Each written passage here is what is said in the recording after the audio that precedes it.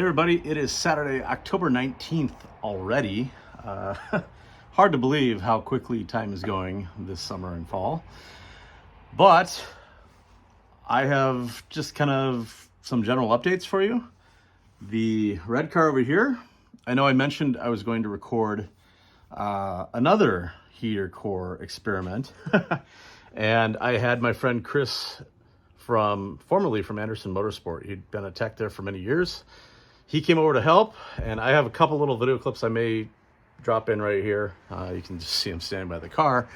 But it was basically myself, Chris, and then my friend Danny, who had a kind of a clone of this car, which actually just used to belong to two of my other friends. So, and that car might be up for sale soon, just FYI. But we did the heater core, and I was really hoping to have some fantastic tips on how to do it faster than what I had done in my video. And hate to say it, but it mostly just comes down to experience. And so his process is pretty much the same as what I'm doing.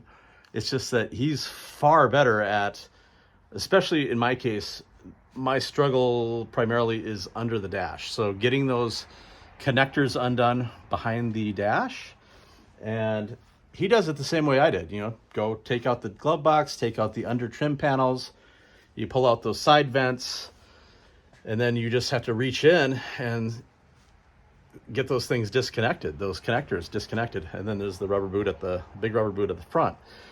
And of course, you know, he's done this a few, I don't know how many times. He's got it probably at least more than 50 easily. So it's just a case of experience. And in the case when he did my son's 96 A6, I think he had that whole thing done in about 2.5 hours, just under 3 hours all in.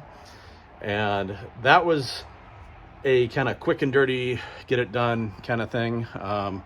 With these cars, or that car, obviously these are nice cars, and the way we did it is I worked the under hood areas. So I had actually started all of the disassembly here. So you take off the wipers, you take off the cowl piece, the trim piece under that, the wiper linkage, the tray, and start disconnecting things, you know. So you disconnect the big rubber boot on the one side, heater control valve connector on the other side, and you basically get it to go to the point where we can clamp the two heater hoses and just undo those. And then while I'm doing that, Chris was inside the car, disassembling the interior bits.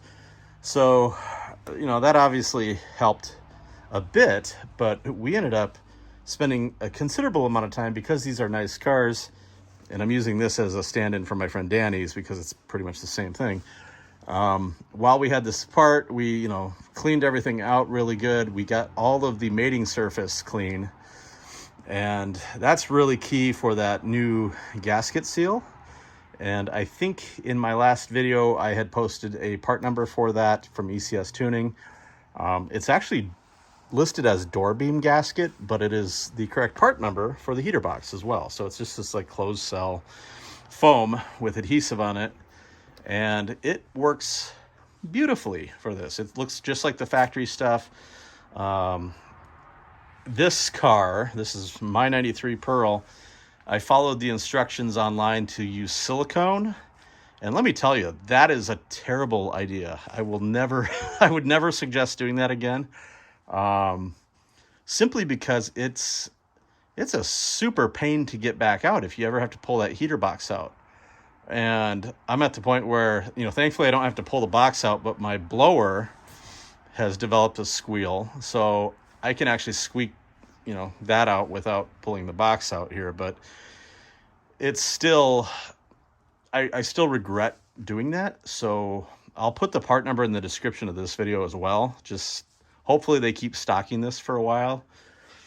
And it's honestly nothing super impressive. I would think if you could find something similar at a parts store, it would work, but it's all about the kind of the thickness and the compressibility and whatnot. So it's got a really good adhesive on it, and it compresses nicely so that you get a good seal, and you obviously don't want water leaking in. So when it's all said and done, I think we probably spent, I mean, we had two cars here, and then we had some people stop over, and I'll stick a little clip in there of that. But I didn't come inside until 7 p.m., but that was me cleaning up the garage after the fact and everything else. So I would say doing it OCD style, where you're cleaning everything up on the cars while doing it, that probably, and we also, I should mention, because both cars had the heater cores fail, that creates quite a mess inside the heater box as well. So let me tell you, it takes a while to get those clean. And that's where we had a workbench in here. My friend Danny, thank you. He was cleaning up our heater boxes. So I was cleaning up the car on the firewall side here. Danny is getting the heater boxes cleaned up, and then Chris was jumping to another car to work on that. So it was really kind of a three-man job, and we ended up, as a result, not having a camera person to document all this, and we just wanted to get these done. So unfortunately, I didn't get anything real earth-shattering in terms of how to make this faster. It just comes down to pretty much the same method. The key for me, and where I lost a ton of time, was getting those electrical connectors undone.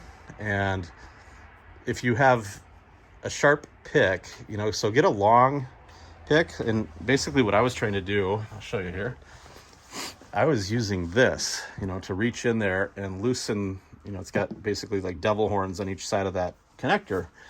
And I'm trying to pry one loose and kind of hold it. And honestly, if I had a little bit of a longer pick, I would get in there with one hand and the pick, loosen the one side, and then pop the other side and just kind of pop it back. And I think that's the way Chris was kind of doing it as well, which he seemed to not struggle. I spent hours just trying to get the connectors. It was ridiculous. So that, if you can avoid that time suck right there, that helps immensely. Also, when I took my heater box apart, I was stupid, and when you lay it on a workbench, lay it so that it's, you'll have to take the clips off of it. There's these clips that kind of hold it together, and then there's a bunch of screws. But flip it on its side. Don't take it apart when it's standing upright. So the seam is like this. That's bad. You want to lay it on its side. Get the screws out, and then carefully disassemble it that way. So if you lift off the top part of it, then your flaps aren't going to go everywhere. And the last thing you want to do is have everything fly everywhere, and it becomes a mess. So if you watch my other video, just keep that in mind and make note of where all the screws are, where all the clips are. It actually goes it's a pretty simple process as long as you don't screw up like I did. That helps a lot.